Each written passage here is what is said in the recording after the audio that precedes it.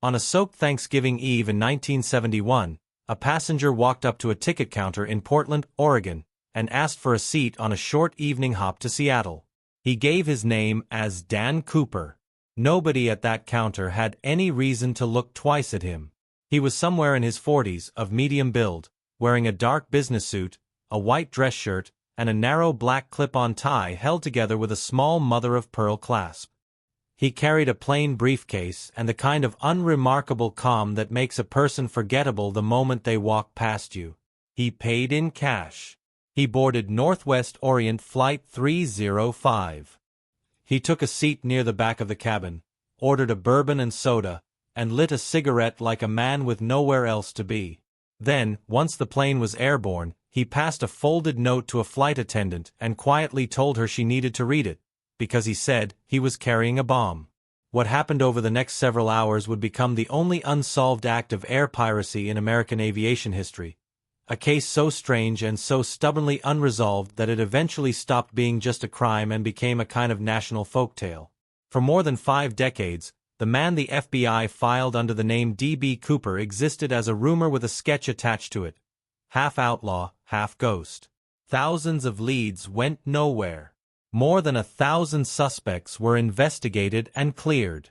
The ransom money, all $200,000 of it in marked bills, vanished so completely that only a single decaying bundle was ever recovered, dug out of a riverbank by an 8-year-old boy 9 years after the jump. And through it all, one piece of evidence sat quietly in an evidence locker, waiting for forensic science to catch up to it. A clip-on necktie the hijacker left behind on his seat before he stepped out of the rear stairway of the jet and disappeared into a freezing rainstorm over southwest Washington. Now, more than half a century later, a new round of forensic work on that tie, paired with genetic genealogy techniques that have already cracked dozens of cold homicide cases, has produced something the FBI itself was never able to produce: a name. Not the name of any of the famous suspects the public spent decades arguing about online and in true crime documentaries. Not the disgruntled paratrooper. Not the flamboyant career conman whose face resembled the police sketch. Instead, the trail leads to a man almost nobody has ever heard of, a machinist from a modest industrial town in the Pacific Northwest who spent his life working quietly with metal, never drew police attention, and died decades ago without a single person around him suspecting he had ever been anywhere near that airplane. Before we get to him, it's worth remembering just how strange this case has been from its very first hour. When Flight 305 landed in Seattle that night, the hijacker's demands were met with unusual precision. He wanted exactly $200,000 in unmarked bills and 4 parachutes waiting for him on the tarmac.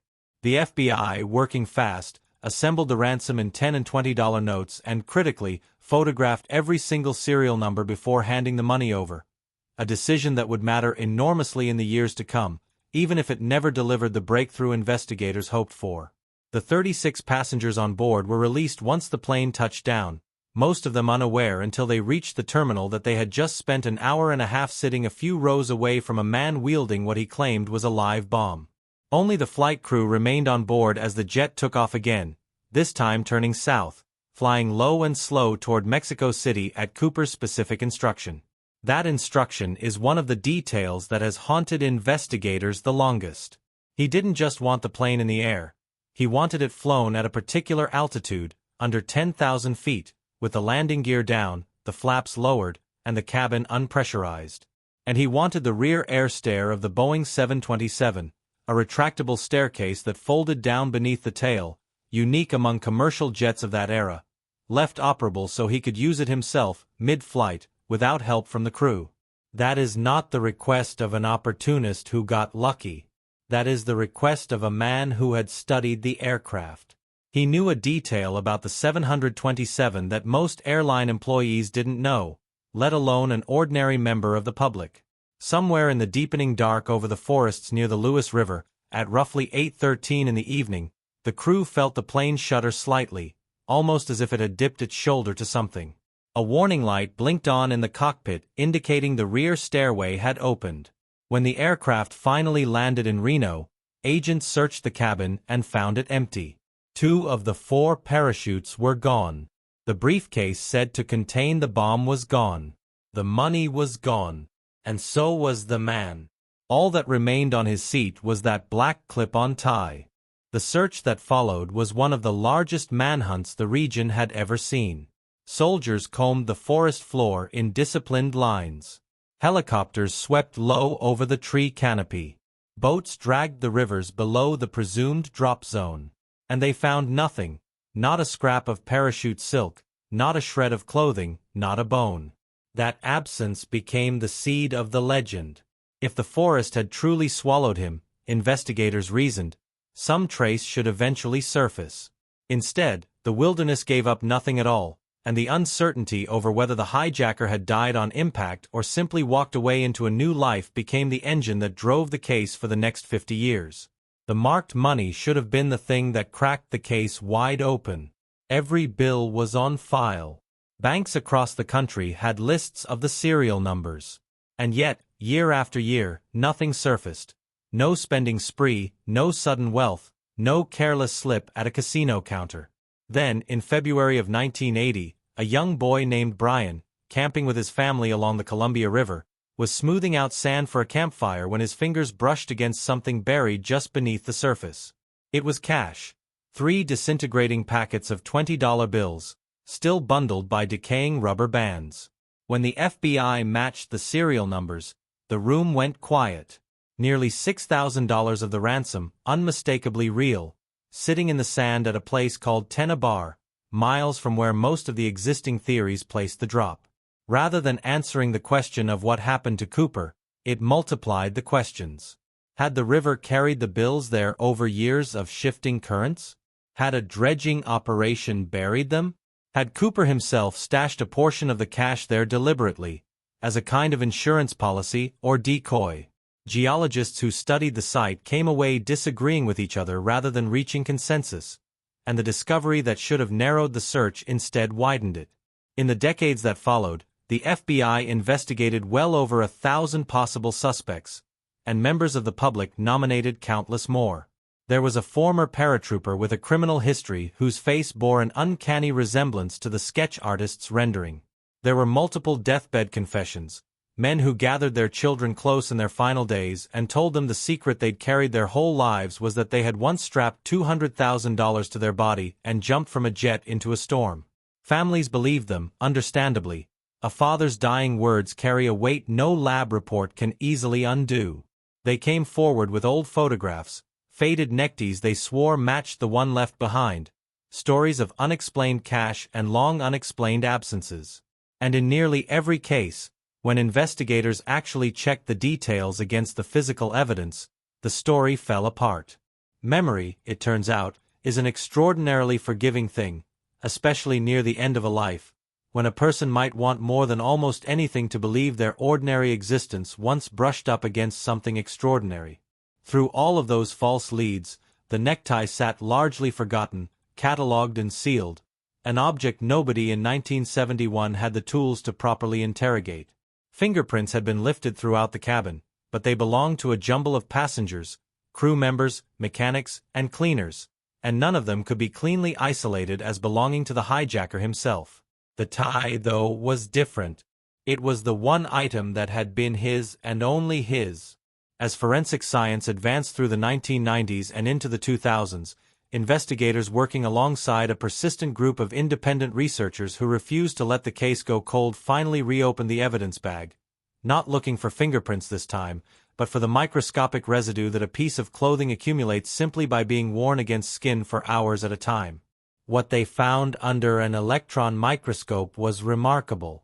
Trapped in the fibers of that cheap department store tie were more than 100,000 microscopic particles, the ordinary dust of one man's day. Most of it was exactly what you'd expect.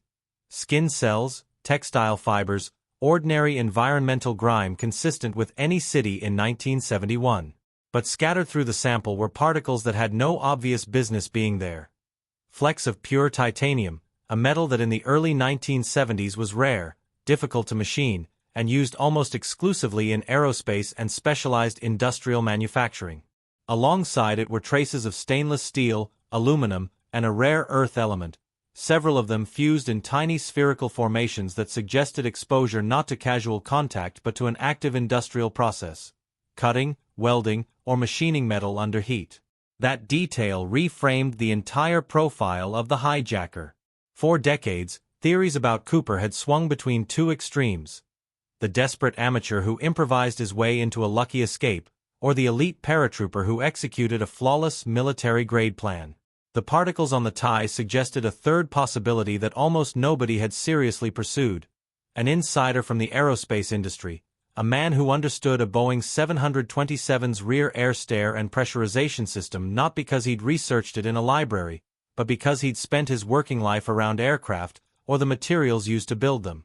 Investigators began looking with fresh eyes at the sprawling manufacturing plants of the Pacific Northwest, the titanium shops and machining floors that had employed thousands of ordinary men in cheap clip-on ties in the years leading up to 1971. The scientists doing the work were careful to say, then and now, that particles alone don't convict anyone. A man might have picked up titanium residue by working with it directly, or by borrowing a tie from a coworker who did, or through second-hand contact in a shop, a bar, or a shared closet. It narrowed the field of possibility considerably. It did not close the case. What it did was give the investigation, for the first time in decades, a specific and testable direction, and it set the stage for the next and far more consequential step: an attempt to extract usable DNA from a scrap of fabric that had been handled by dozens of people over 50-plus years of evidence storage. That attempt sounded, on paper, close to impossible. The tie had passed through the hands of agents, lab technicians, and evidence clerks every time the case file was reopened. Any genetic material recovered from it would almost certainly be a tangled mixture of profiles, most of them belonging to the very people who had spent their careers trying to solve the mystery rather than to the man who wore it. But a private research team, working independently and in partnership with outside laboratories, pressed ahead anyway. They focused their swabbing on the areas least likely to have been touched by careless hands over the decades: the knot, the inner folds against where a collar would sit, the places a man's own neck would have brushed against for hours on that flight, but where a clerk flipping through an evidence bag decades later would have had little reason to press their fingers. From that fabric, after a painstaking process of isolating and comparing degraded genetic material, the team recovered a partial profile. It was incomplete, fragmentary, more of an outline than a full picture, but it was real, and it was enough to work with using a technique that has already reshaped cold case investigation across the country: forensic genetic genealogy. Rather than searching for a direct match, genealogists compare a partial DNA profile against the vast public genealogy databases built by millions of ordinary people curious about their own family history. They aren't looking for the suspect himself. They're looking for his relatives, the second and third cousins whose DNA carries just enough of a shared signature to sketch the outline of a family tree, branch by branch, until one name sits at the center of it. That is exactly what happened here. Genealogists working the partial profile from the tie spent months building out family trees from genetic matches, cross-referencing birth records, employment histories, and obituaries from towns across the Pacific Northwest. And in the fall of this case's 53rd year, the search converged on a family line rooted in a modest industrial town not far from several of the region's major aerospace and metal fabrication plants. At the center of that family tree was a man who had worked for years as a machinist, handling exactly the kinds of titanium and specialty alloy components that had shown up as residue on the tie decades earlier. He had died years ago. He had never once in his lifetime been named as a suspect by the FBI or by any of the amateur investigators who had spent decades chasing the case. His own neighbors, by every account gathered so far, would have struggled to pick him out of a crowd, let alone imagine him stepping off the back of a jet into a winter storm with a fortune strapped to his chest. It's worth pausing here, because this is exactly the point in the story where it becomes tempting to round the corner into certainty, and where the honest version of events has to resist that temptation. A partial genetic profile pulled from a piece of evidence that has changed hands dozens of times since 1971 is not the same thing as a confession. Genealogical matching is a genuinely powerful tool.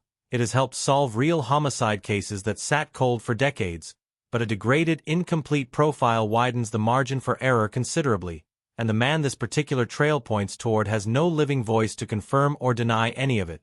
The investigators and independent researchers who did this work have been unusually candid about that limitation. They describe the finding as compelling and, in the same breath, as unproven. It aligns with the titanium particles. It aligns with the geography. It aligns with the profile of a man who understood aircraft not as a hobbyist or a soldier, but as someone who may have helped build the very kind of jet he later held hostage. Alignment, though, is not the same as proof, and the people closest to the evidence are the first to say so. So why, if any of this is true, did the answer stay buried for 53 years? Not because of some grand conspiracy, however much the case has attracted conspiracy theories over the decades. The far simpler and, in a way, sadder explanation is that the man himself was ordinary. He left behind no manifesto, no confession, no visible fortune that might have tipped off a neighbor or a co-worker. The vast majority of the ransom money was never spent, never seen again, except for that one decaying bundle a child happened to dig out of a riverbank 9 years later, a discovery that, rather than solving anything, only deepened the mystery. A quiet machinist living an unremarkable life in a small town is, in a strange way, one of the hardest people in the world to find, precisely because nothing about him invites scrutiny.